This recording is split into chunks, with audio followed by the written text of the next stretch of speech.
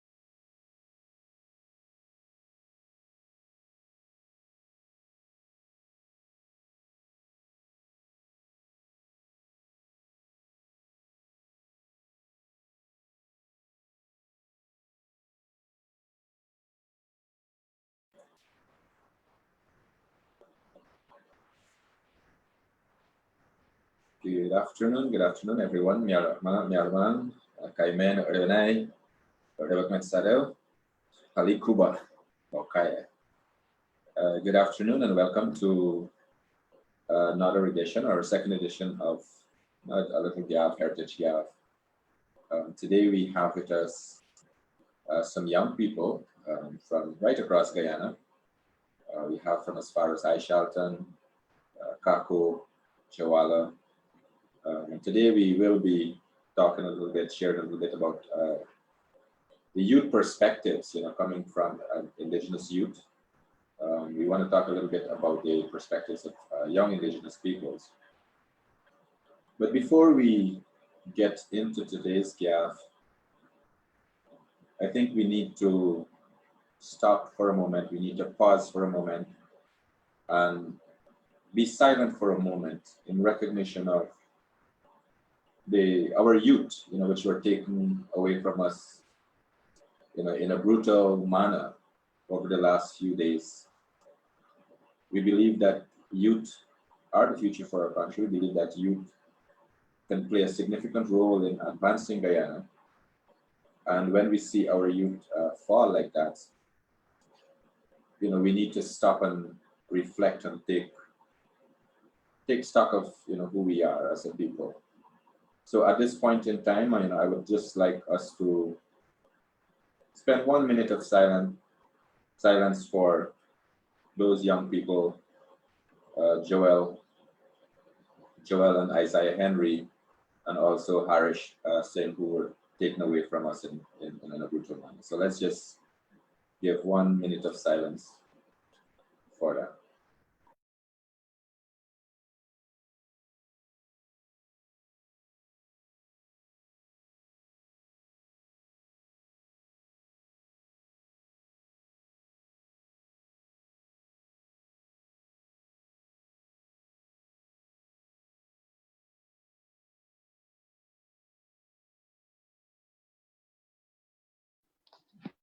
Hi guys, good day. Sorry, hello?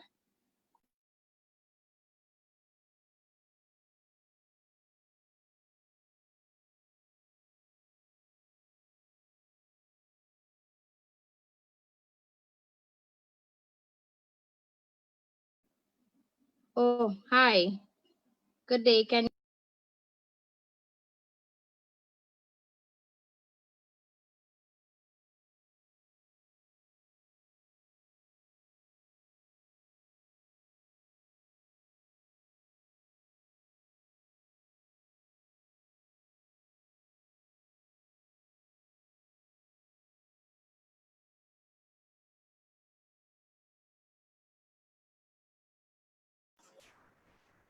Okay, thank you.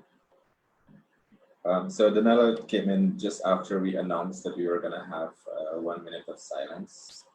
So she wasn't aware that we were paying our respects at that time. Nonetheless, we are happy to have her join us at this I'm point so in time. sorry. That's okay. Yes, so today we will be talking a little bit with some young people from across the country. And what I want to do first off, before we really get into our discussions, is to ask each of them to introduce themselves. And I will start with Romario. Romario, can you just tell us a little bit about who you are, and then we can move on to.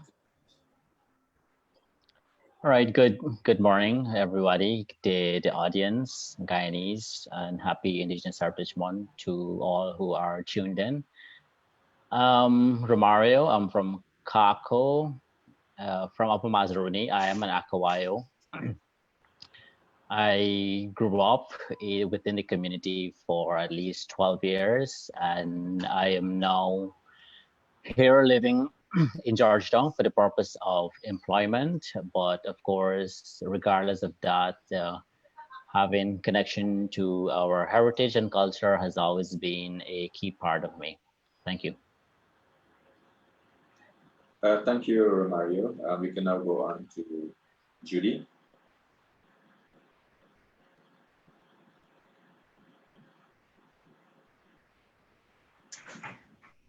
Hello, everyone. I'm Judy Winter. I'm from Shelton Village, which is located in region number 9 in Benuni. I am 17 years old. Next 3 days, I'll be 18, actually. And I'm from the Wakchan Nation. And I'm really happy to be here with you all this afternoon to share some of my unique culture with all of you. Thank you very much. Thank you, Judy. Welcome to our discussion this afternoon. Next, we'll hear from Danella. Danella, can you just tell us who you are?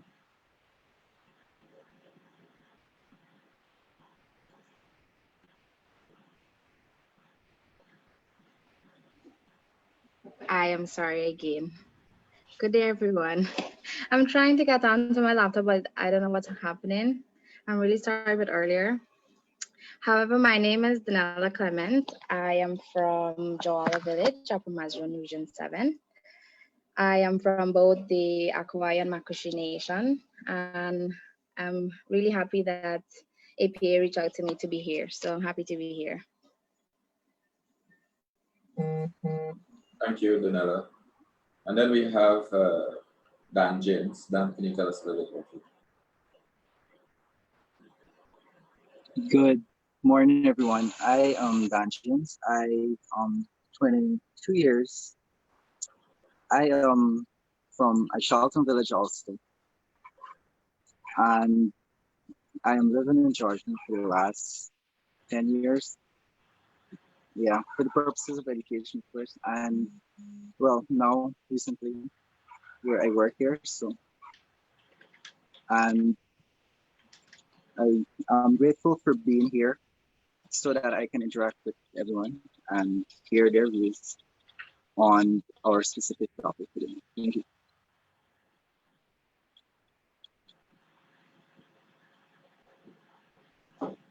Great. thank you everyone for introducing yourselves. And indeed, I'm happy to have all of you here to talk today. I'm Michael. For those of you who don't know me, I'm Michael McGarrell, and I'm from Chinapau.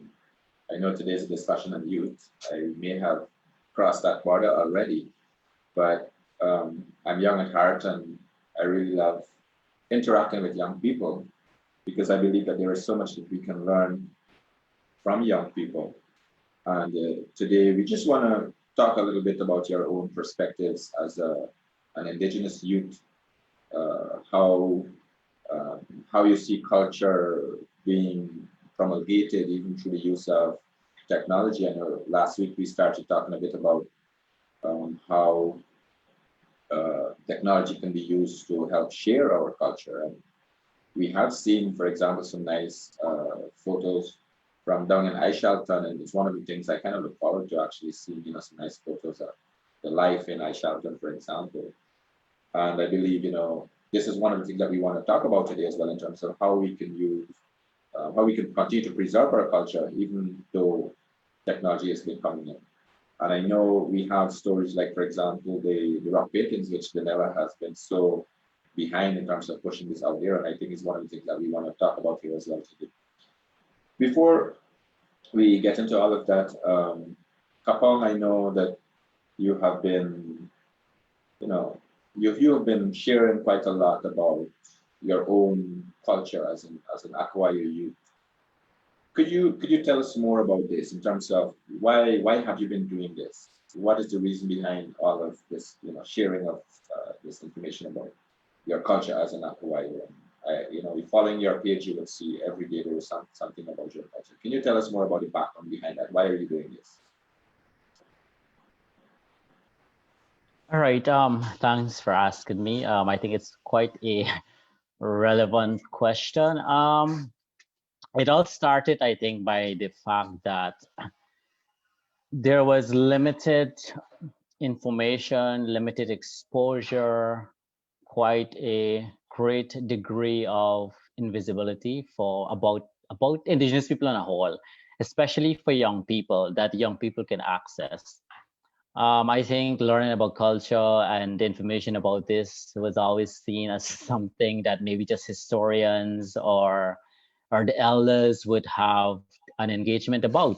But of course, as that changed for me, I think I realized that not many people also have this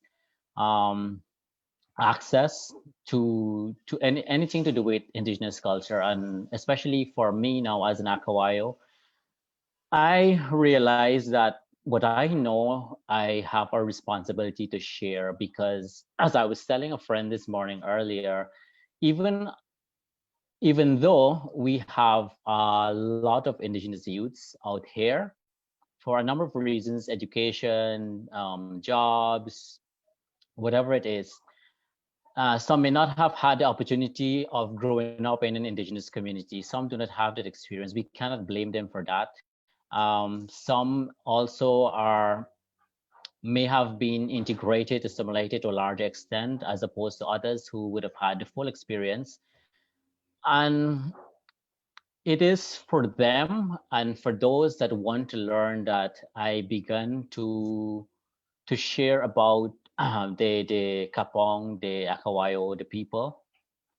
And it all started from there. And of course, the content that we have on social media is so diverse.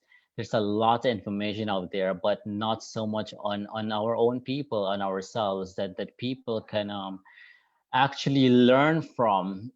We should not reduce Indigenous culture to museums or to anthropological studies, but we should always have it actively presented out there so people can see, so people can learn, so people can understand more about who we are as a people.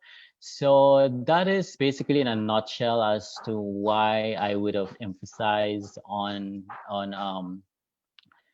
presenting her or producing information on my people. And of course, when I refer to my people, is a key reference to the Akawayos, as opposed to many other nations that we have today, but they do also share similar characteristics as well as the differences that we may also embody.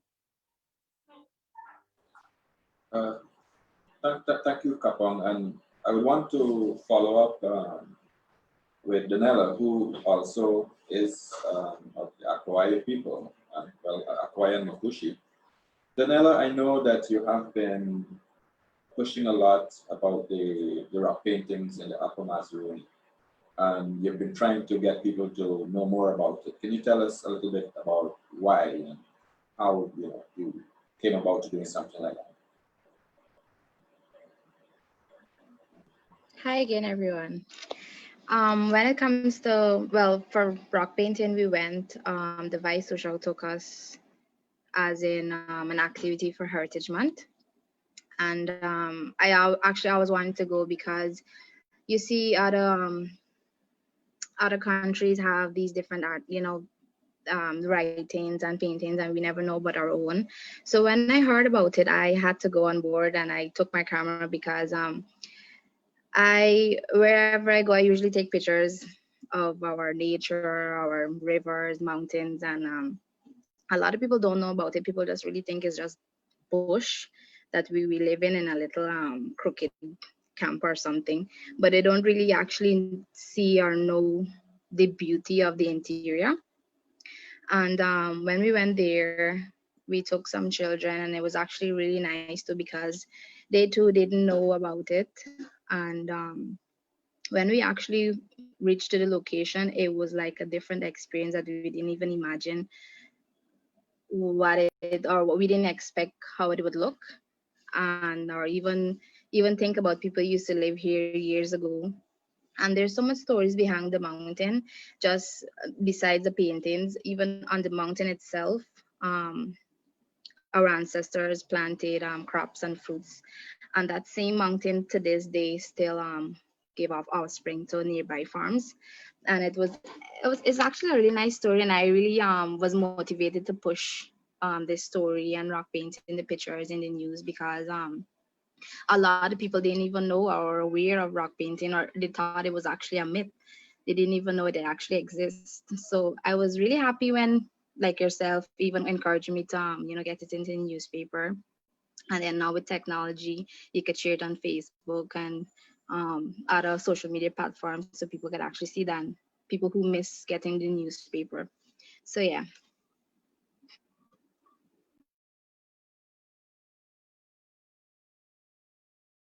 Thank you, Danella, for sharing. And indeed, I'm happy that it was actually something.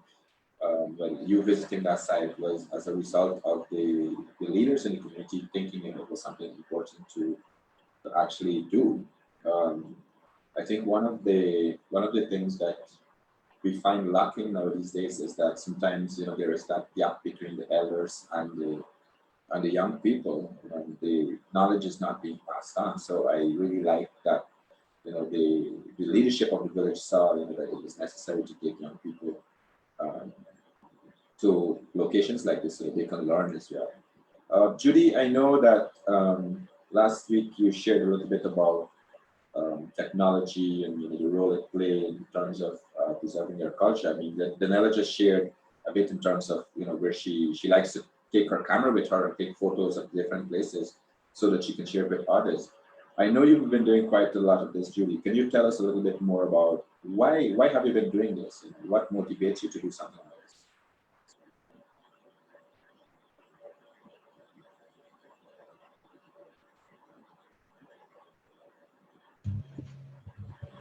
Well, as Romario and Vanilla mentioned before, I most of them are all of them here and went to school in Tong, and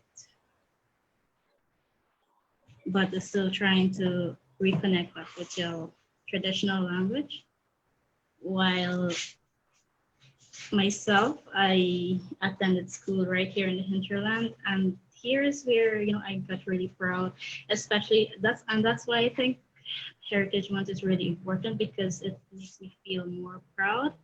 And I've realized that by being in the village, I learned so many important things relating to my culture.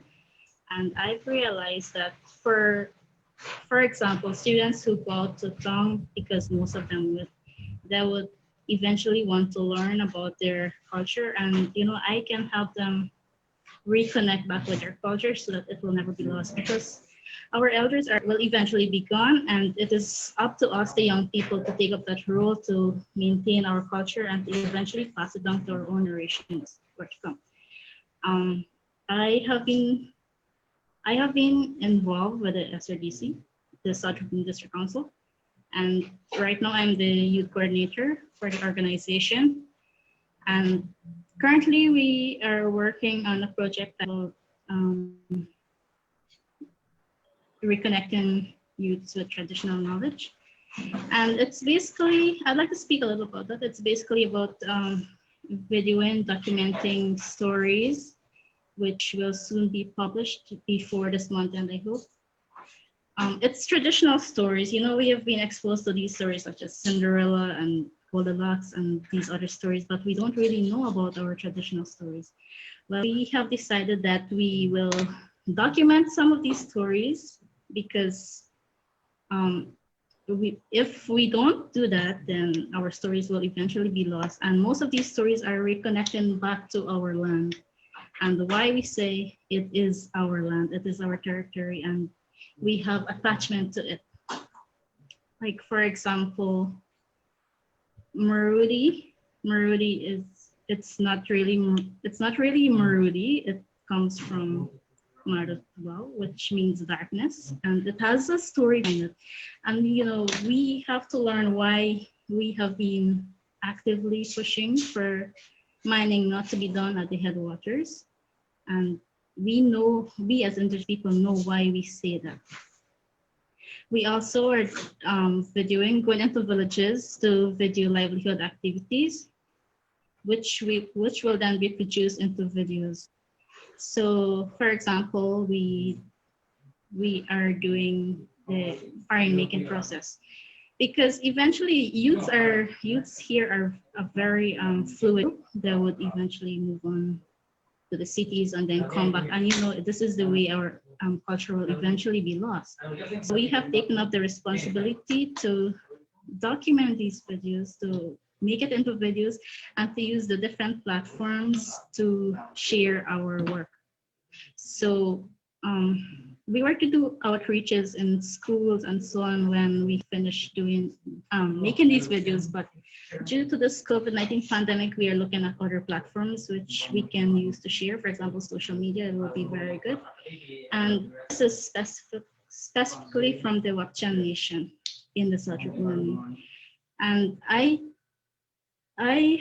am coordinating these projects, and I feel so proud because I get to learn so much also. And my team of youths, they're learning so much, because there is like one boy from my team who studied in Georgetown, and he don't know his language, but now that he's back and he's working with us, I have seen him get this pride inside him that yes, he's proud to be a Makushi boy. He's from Shilana village, and he's eventually learning more about his culture.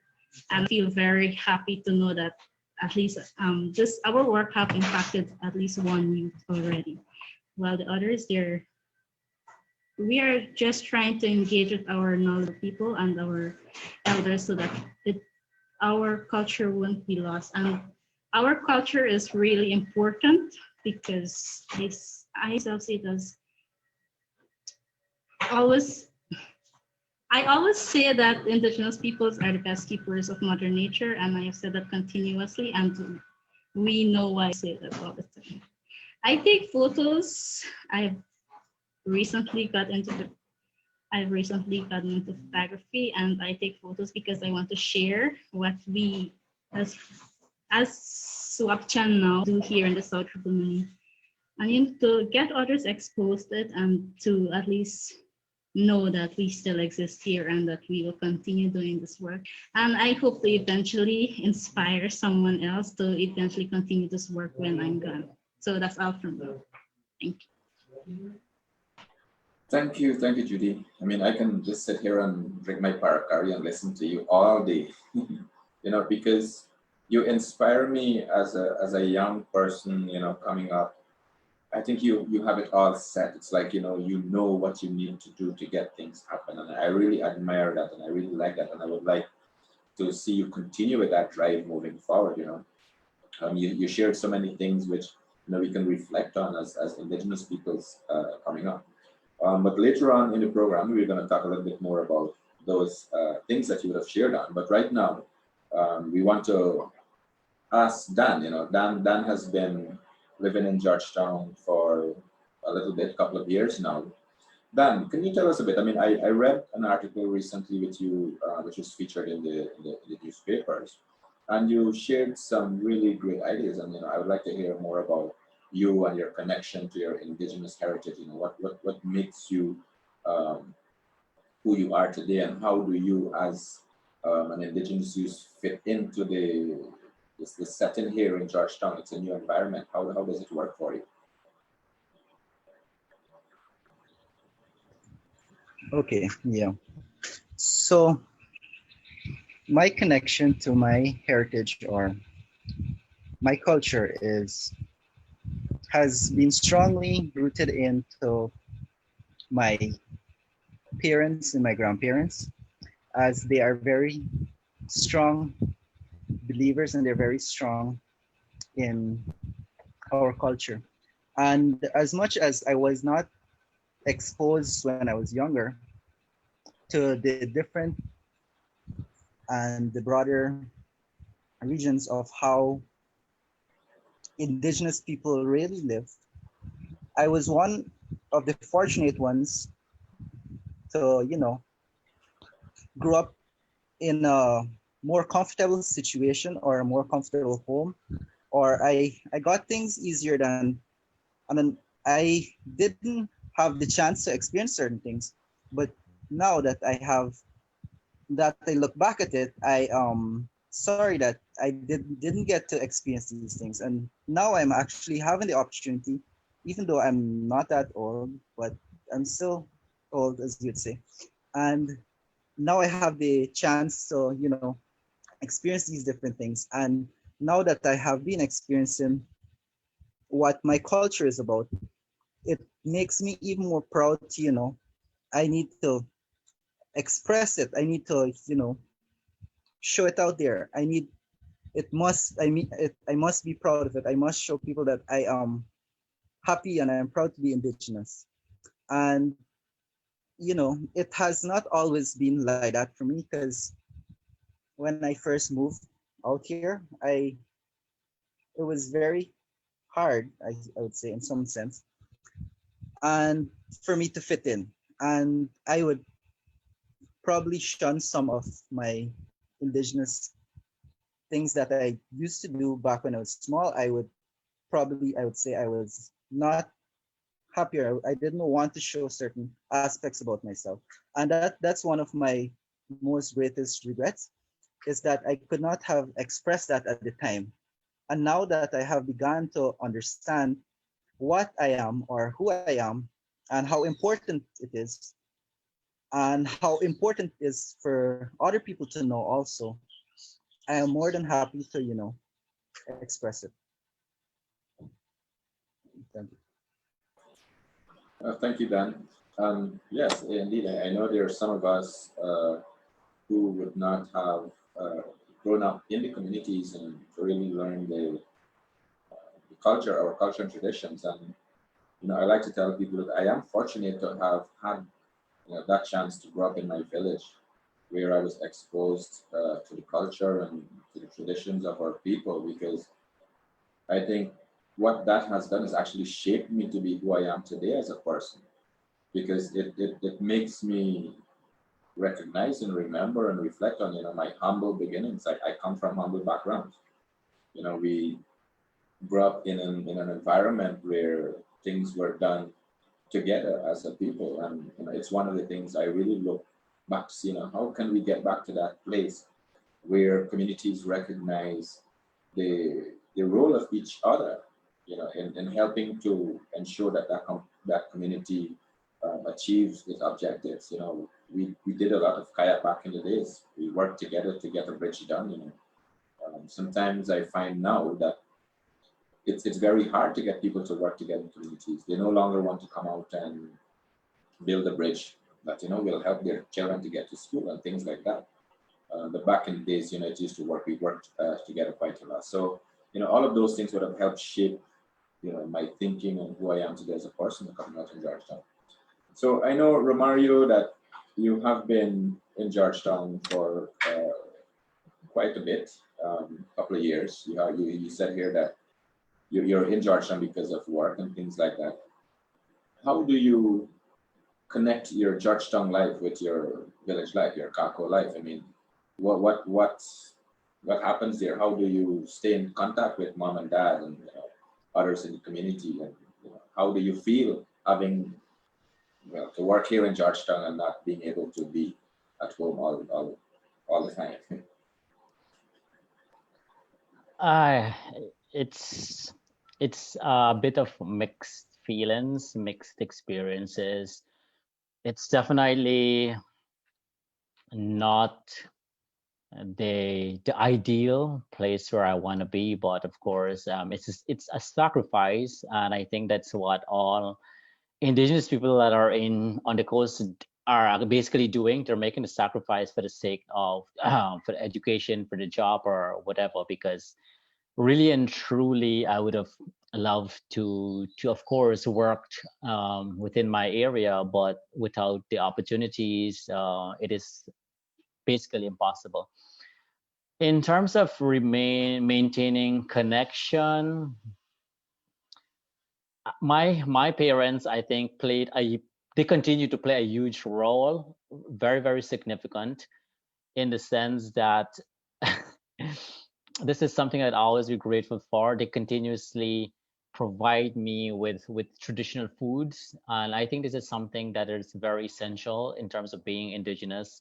I mean, sometimes we do not have the space to do all of the things that we might want to do. I may not have the space to have someone bake cassava or to make my local drink beverages. I may not have the space to do that. Some may have that.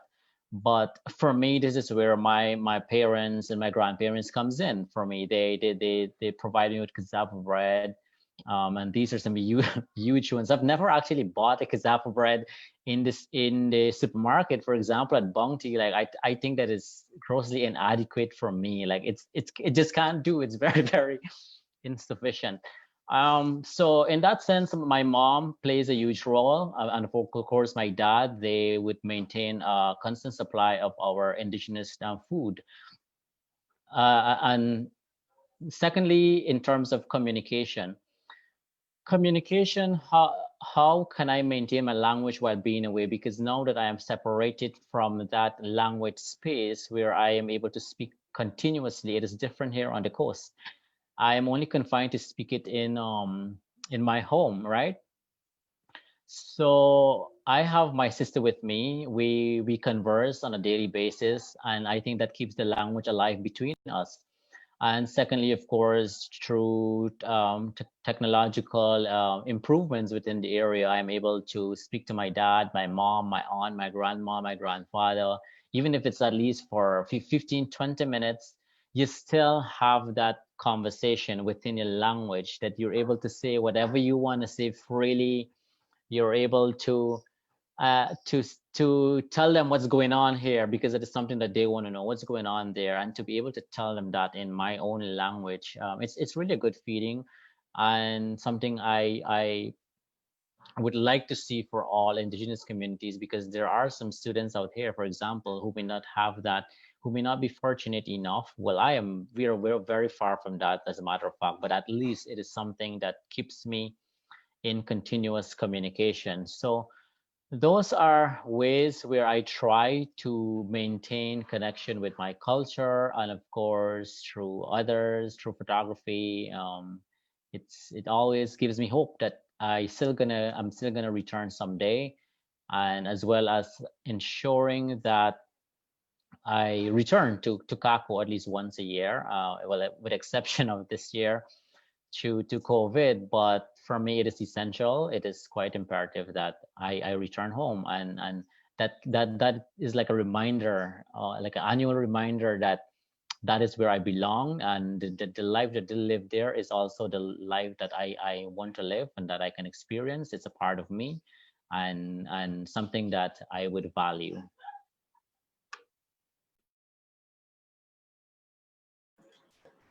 Thank you, Mario. Indeed.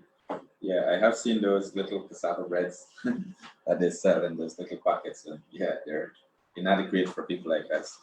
Because one of the things I always remember as a child growing up, my mom would make these very huge cassava breads. I don't think I've not even seen it reaching seven. Like my mom would make some really huge cassava bread, and that's what we're accustomed to. So when you see those little puny cassava bread, and especially little ones like this, it's really hard to say, oh, that's cassava bread. But yeah, indeed, I'm happy that you are able to maintain that communication with the persons back home as well. I've seen more and more that communication is improving right across the country. I mean, we have seen where there is no radio systems, there are also, back in the days, with the high frequency radios that everybody uses to communicate with each other, but now we're having more like internet, satellite connection systems. Some areas you're having telephone services, which is good. And I think what it has been doing now is, opening up avenues where people are able to connect. I mean, right now, Judy is sitting somewhere in Aishalton, and we have her here with us. It tells a lot about how much communication has improved over the years. But talking about Judy, I want to ask Danella. Danella, you have been in and out of Jawala. You live in Georgetown. You also live in Jawala. So you have been, back and forth on a regular basis. I mean, I'm going to ask you a hard question. Which one do you prefer and why? I just want you to share your thoughts on that. That really is a tough question. I honestly I cannot choose, but fortunately, I have to say I found a balance, and with home and here.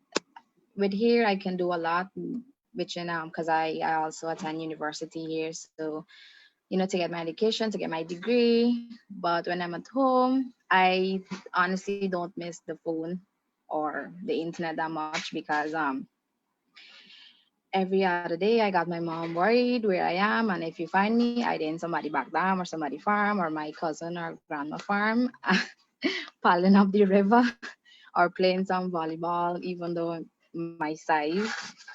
But yes, at home I get to do so much, and my mom, like, she know how we grew up. Then we like the outside, and that's why I guess the more device that I carry with me most times is either my camera or my phone.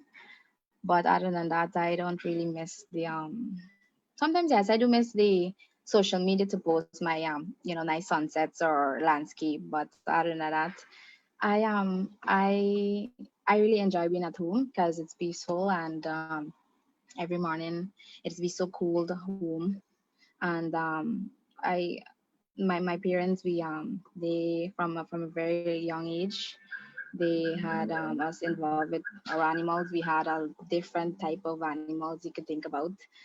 And I honestly I can't choose, but home, I grew up there. Like half of my life is where I go to primary school and nursery school, and then here I came for secondary school. Um, I'm always excited to go home. I don't really be excited to come to town, really, unless if I have school. But especially like for Heritage Month, me and my sister always excited to go back home, because we always, well, for the past couple of years, we started doing our heritage celebration where we invite all the villages in Upper Mazruni to come to bring their food, their own traditional I guess dish from their village or their wear. They come and showcase their traditional headdress or wear, and also we play all the games, every heritage. But unfortunately, this month we couldn't get to do anything. But hopefully when the pandemic is over, we could throw a big celebration. I guess we can invite Judy and Dan from Ashalton, and even Romari can get to come from Carco. So yeah, but I cannot choose.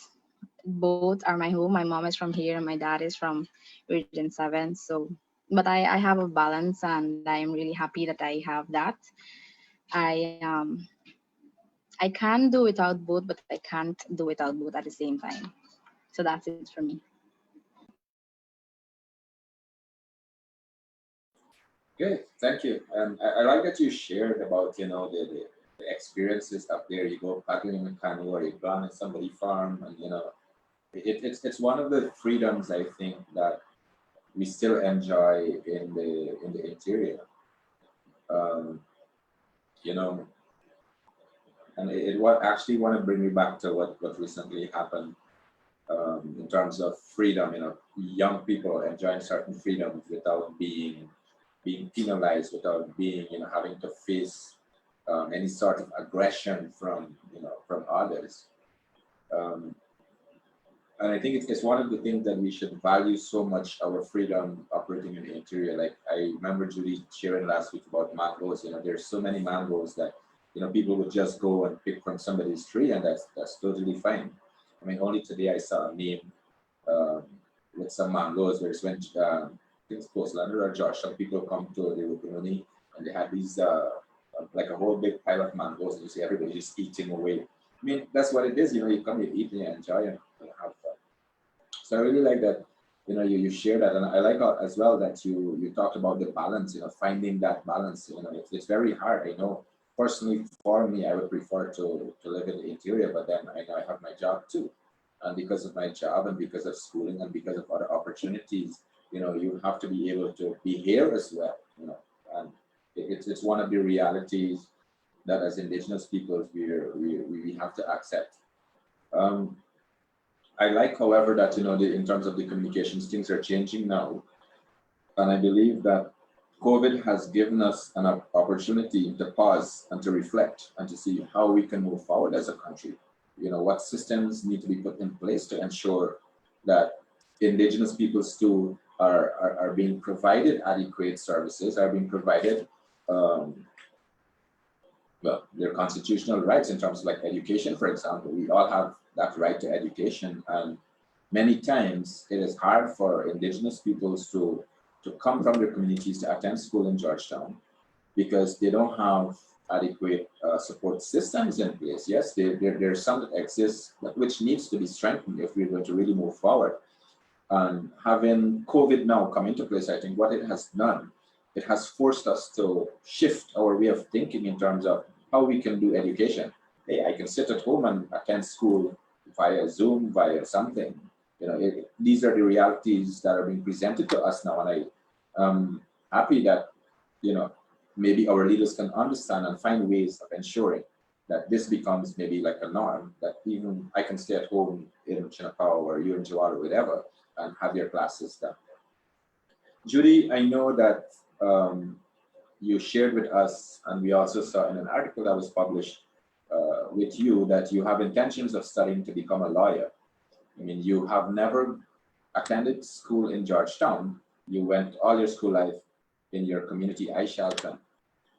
How do you see that playing out for you? I mean, coming away from your village to attend school in Georgetown, what do you think and what do you look forward to? What are some of the possible challenges you foresee for you as a young 17-year-old, well, 18 years and 3 days?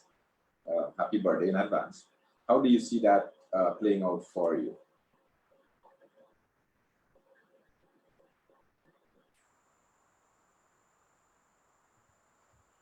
Well, Michael, whenever you think about it, it makes me all sad and emotional. But I look forward to it. I mean, it's an opportunity for me to learn more, and I'm really hoping that I would get accepted into the University of Guyana. I think it will be a really huge change for me. I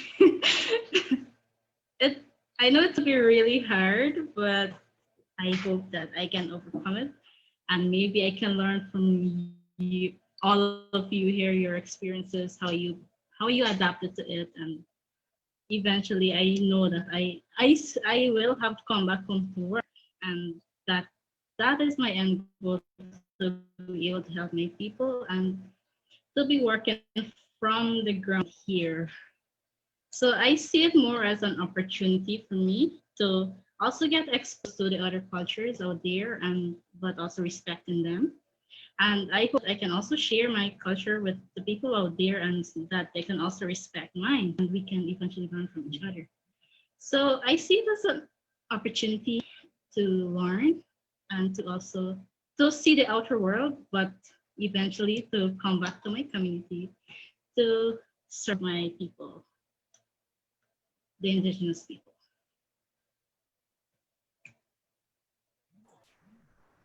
Great, thank you. And I know it can be scary.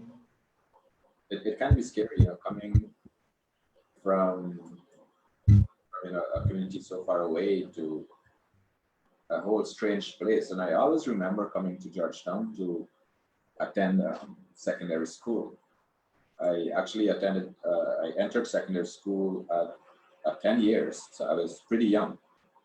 And it was difficult for me. It was very challenging knowing and understanding, hey, it was a totally new culture to what I know, because I've never been to Georgetown before that. And this was like the first time coming to Georgetown. It was pretty strange and pretty new. And I think this is one of the things that we can work on. Like, we have so many young people who would have attended secondary school in Georgetown, some working here in Georgetown, some living in Georgetown now, that we can or we should develop some sort of a program to help sort of mentor those persons who are coming now, because there are still people out there who have never come to Georgetown before.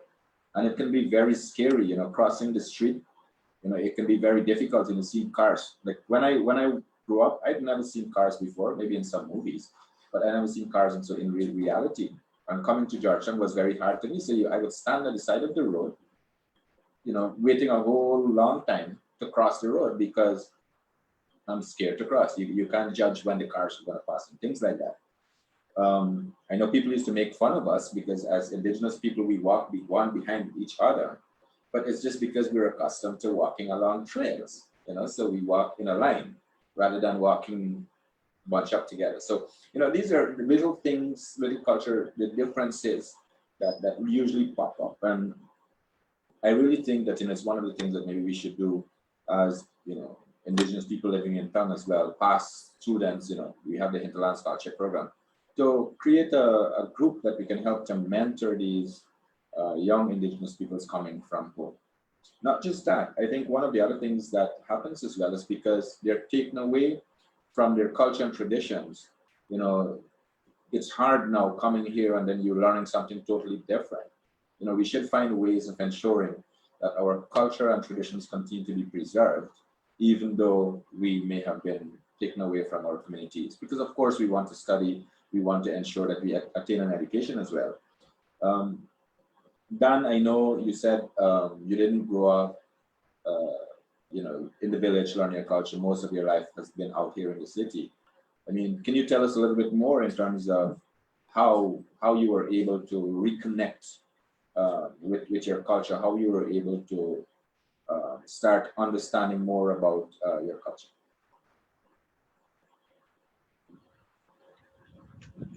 Okay. Yes, Michael.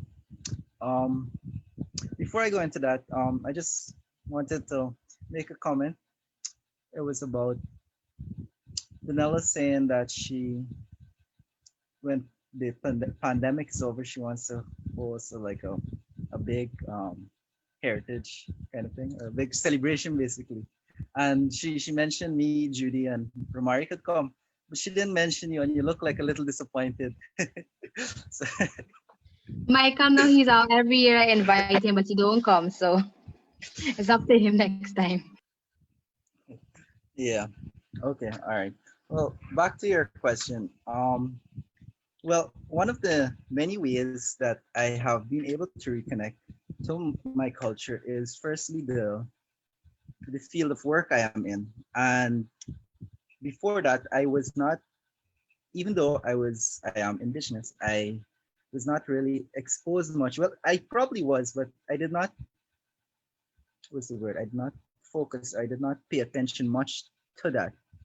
But when I went to the different areas, the different locations, the different villages about Guyana, which all have different traditional, you know, they have their own different cultures. And even though they might be similar, there are still a lot of differences. And that alone made me realize that, you know, I knew about these things. I experienced all of these. Yet I have not really paid much attention that, you know, I took it for granted. And when I started interacting with more indigenous people and my grandfather and a lot of other people, they would tell me about, you know, they would tell me sometimes, they would tell me stories.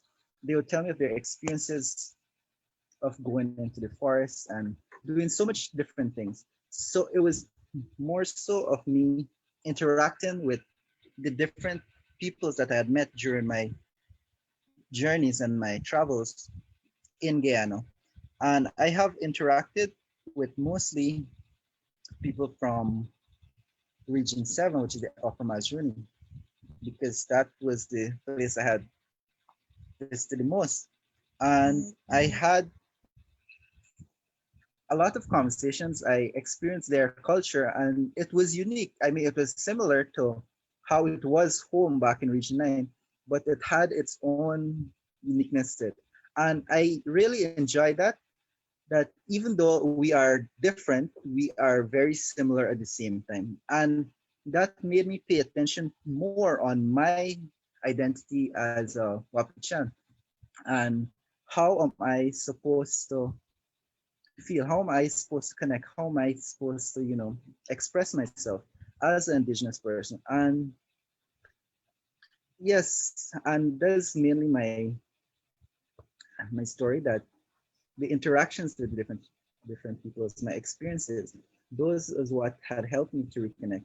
And now slowly I am trying to, you know, gain back my identity that I probably should have had. And I mean, I know I have it still, but I have to, like, you know, really go back home and probably talk to a lot of people, a lot more people, and, you know, get more about us, our culture as indigenous people. And that's what I like, really, interacting with people, hearing what is their side of the story from their point of view, what it is to be indigenous.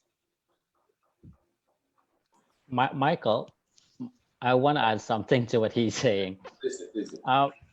Yeah, because often I think there is a misconception among indigenous young people that once you lost your identity, that it has to be eternally forsaken, right? But that is, we need to change that mindset. And I would admit, like Dan is saying, that I never paid keen attention to what made what made my culture unique, or what I was really in general. And when you come to that point of realization, that is when you now have to make that decision. If you want to return, and if you want to relearn, if you want to explore what was lost, or if you want to just forsake it and go as you like, right? So at the end of the day, the decision rests upon you as as an indigenous youth, as to if you want to preserve your culture, or if you just want to leave it behind. And there are many people that are going to say that, oh, but like you were never really culturally conscious, or always, being respectful. Maybe they did not see you valuing certain things in your culture as much as you do now. But that does not take away from the fact that many of us, especially those who came to Georgetown, would have come to some point of awareness to realize how different we are, and that distinctiveness that you want to maintain, and you begin to see your culture within a larger scope. And I think that is why I am appreciative of it more. So when it comes to that point, I don't think there is nothing that is stopping you from making an effort to relearn what is yours, because that is your heritage.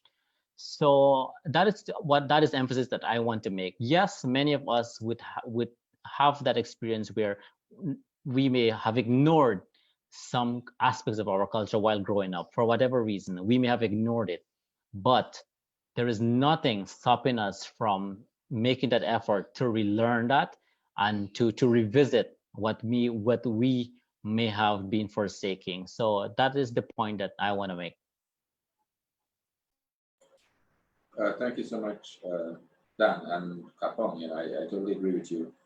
Um, and I think what I recognize in this time is that a lot of people, a lot of our young people are coming back. They want to learn because I think people are now beginning to realize as well that what, we have a place to play in nature. I mean, as Indigenous peoples, I usually say we are one with nature. And it's one of the reasons why, for example, climate change affects us directly because we live off the land. We know with climate change now, it's like the rain patterns have changed. We don't know when it's going to rain anymore. The spawning seasons have changed, when fishes and other animals will spawn. It's totally different now, and we are being directly impacted because we depend on the land for these things to survive. So I know we can go on talking all day because it's pretty interesting. But I would like to I'd like to ask each of you, for any final comment. Danella, what is something that you would want in our Indigenous youth to take away, from all of this? What role they can play in terms of moving Guyana forward, not just the Indigenous movement, but how do you see Indigenous young people playing a part in Guyana's future?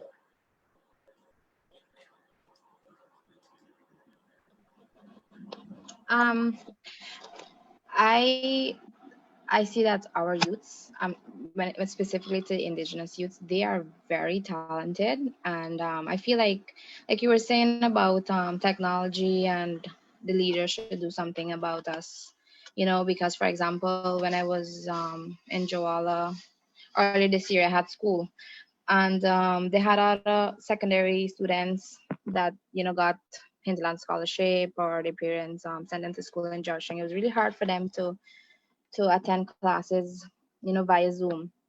And I was, well, my mom, we didn't have Wi-Fi, and up there we have to is either you go on a high tree or find a hill to get the signal. Um, we were the only one in the upper mass that had Wi-Fi, and I tried assisting them with to attend their classes, and it was really hard because some of these youths they have potential to do so much, and sometimes we don't really get the opportunity, or people don't be aware of us and our talents. For example, for me, if my mom or me don't push myself to do further, we would just be stuck in Jawala, and no one will move. So, like you were saying, we should really call on the leaders and even encourage youths to continue follow their dreams, whatever they're passionate about, if it's arts and craft, or like how Judy, she's she aspired to be a lawyer. Don't give up. I mean, like we could go. I see so much like really talented people, like for example these boys just come to town for do the what's it the art school, arts of, I can't remember the name of the school. Yeah, and they don't, sometimes they don't get the encouragement to continue their studies. They go back and go home, and is either they're at home with no job, and they end up doing make bad decisions. Romario was saying something earlier as well when it comes with Dan, and they stifle even when they come to town. Sometimes they forget. Because last time people sometimes they come to town, when they go home, they be like cassava bread chokes me, and couple days couple days later you'd see they go back. Yeah, so I I'm really grateful that my parents somehow made us get a balance with home and here, and even following our dreams under circumstances. If we don't have Wi-Fi or signal, we take the textbooks and we read. So yeah, it's just all I have to say to the youth: don't give up. If it's anything they aspire to be, continue pushing. Probably someday the leaders hear us and they provide Wi-Fi in all the communities, and we could work at home, because I was really grateful for the Wi-Fi at home that so I could get to do my online classes. And yeah, just that don't give up and stick to your identity. Don't forget who you are. And yeah, that's it for me. Thank you, Danella. Indeed, savage jokes. Yes. Judy, I know you're in Aishalton. And, uh, what would be some parting words from you for the young people, like young Indigenous youths in Guyana? What would be your message to them?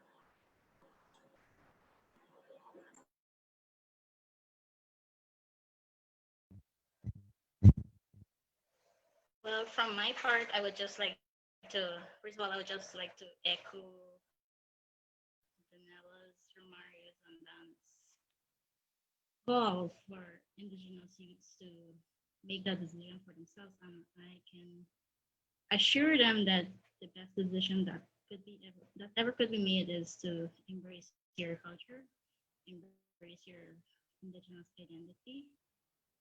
And it is up to us, the youths, to make the change we wish to see. And if, as Danella was mentioning, if we wish to have further development in our communities and get all these Wi-Fi's and technology and so on, it is up to us, the youths, to make that change.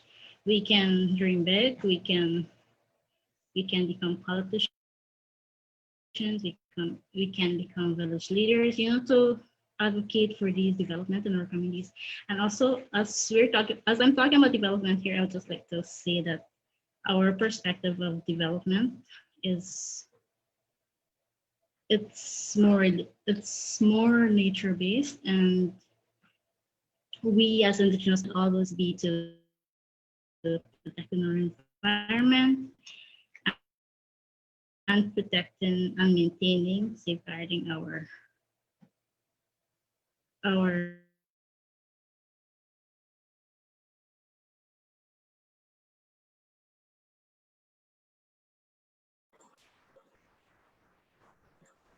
Thank you, Judy. I know that, of course, again, as a result of the connection, we have lost you there again, but indeed you were really sharing some very interesting messages, which I believe as young people, as young Indigenous youth coming out, we should consider and really reflect upon those messages that you are sharing. We are the guardians of nature. We have a great role to play in that, and I believe the more young people who come on board, we can really have an impact on how we move forward as a country, as Guyana. Guyana is covered by over 80% forest. So we still have quite a lot of our forest intact, and this in itself is our homes. It's the home to nature as well. There's so many biodiversity which exists within these forest covers. So we have a role to play as Indigenous peoples, as the guardians of the forest, as people who've been living there. Who play a great role in terms of ensuring that it continues to exist in a sustainable manner. Romario, again, I just like to have from you, some parting words. What are some of the things that you would want to let our young people know at this point in time? What's the final message from you? I just want to say that we will be the link between the future for Indigenous communities, and not only Indigenous communities but Guyana as a whole. We would be that linkage between the future and our past which includes our histories, our traditions, customs, our languages. We are going to be that key link between that and where we want to go as Indigenous peoples or as a country. So for me, I would encourage young people to to pursue to the best that they can. And as Michael was rightfully saying, we have to be that support system that with the experiences that we already have for them. And I think we should assure them that we are here, that we would have walked this path before you. We have such a rich experience. We can mentor you. We can support you where necessary, because at present we have to accept the reality that it is essential that we aspire for for opportunities that do not exist within our areas, which is the reason why many of us depart. But as we get those opportunities, we have to remind ourselves that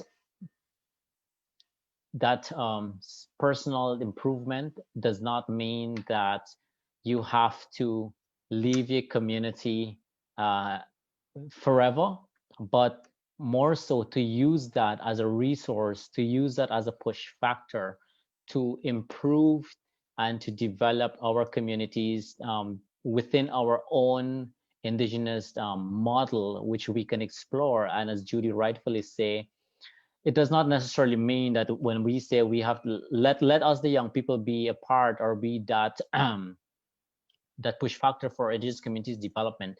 Yes, there are some things that may not correspond with our ideologies, but regardless, with better education, I think we would be able to craft that on our own. And I think that is where our self-determination comes in.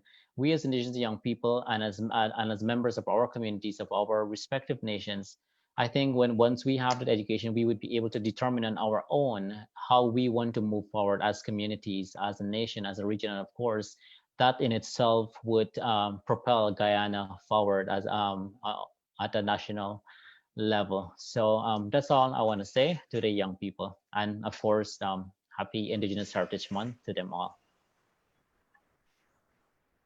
Thank you, Kapong. Yeah.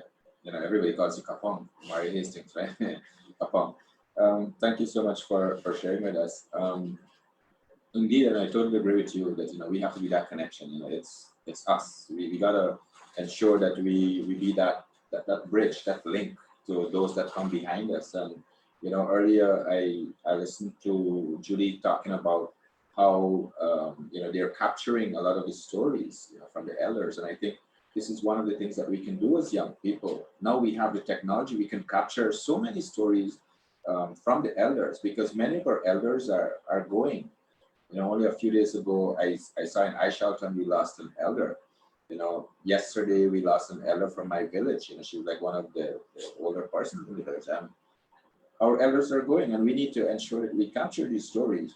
We need to start digitizing them, putting them in a format that we can continue to share this even after they would have gone. We have it with us, because over the years, over many generations, we have traditionally passed on our stories orally. It's just passed down, and I think now is the time that we have the resources available, we have the technology available. Let us start to capture those stories and digitize them, so that our children, when they come, the future generations, they will have access to those very stories that we know as well. So Dan, any parting words for our youth? What would you like to tell the youth? Okay, well, I just want to remind everyone that even though when you leave your community and you would to come probably out here in the city or wherever you would have to leave your individual communities, to always remember that you don't have to give up your culture. You don't have to forget it by trying to fit in, while trying to fit in. And you should always be proud of that, and you should always be proud to express it, and everyone should respect it as well once you give everyone the respect that they have. And so that's one of the main things that I would like to emphasize on, that do not forget that who you are and where you came from and what your culture and identity is about and what you have known growing up. And yeah, that's basically what I want to say. Thank you, Dan. So I know we can go on having this wonderful discussion. I probably am the only one having some curry. So I know my colleagues may be thirsty as well, watching me having some curry. But nonetheless, we will have to bring this session to a close. And remember, this is happening every Friday, at least for this month, every Friday. And it's something that we probably look forward to even continuing beyond Friday this month, because we believe that through sharing our experiences, there are so many persons out there who can learn from us as well. And we would like to hear your ideas. We'd like to see what are some of the things that you would want to hear about, that we can maybe have discussions on these topics that you're interested in. But I'm happy to have had, these wonderful young people here with us today from the Akwai Mukushi Wapishan Nation. And of course, I am Patamona, Kapong thing. Even though I don't call myself Kapong like Kapong, Kapong is the original Kapong will know. But remember, we have a video competition ongoing right now. The APA, we have a video competition that you can be a part of. It's just 2 to 3 minutes video talking about the resilience of Indigenous peoples with regards to COVID. It's available. We have a group that you can make your video. It doesn't have to be any fancy video. It's a video with your smartphones. We have seen many people making videos with their smartphones. It's so easy to do now. This is an opportunity for you to actually win a prize for one of those videos that you can make. So we hope that you can join our Facebook group where you can upload those videos. So it's simple. We know you like to upload photos. We know you like to upload videos. This is an easy one. You just make your video and you upload it to the Facebook group. You can find more information on our page at APA Guyana Facebook page. Just look for Indigenous Peoples Association and you will find more information in terms of how you can access our group to make that video and to make your submission. So thank you again, Kapong. Thank you, Dan. Thank you, Danella. And Julie, she has left, most likely personal. Thank you for being a part of this special session with young people. And we again appreciate you as Indigenous youth, and happy heritage to everyone out there. Have a great month.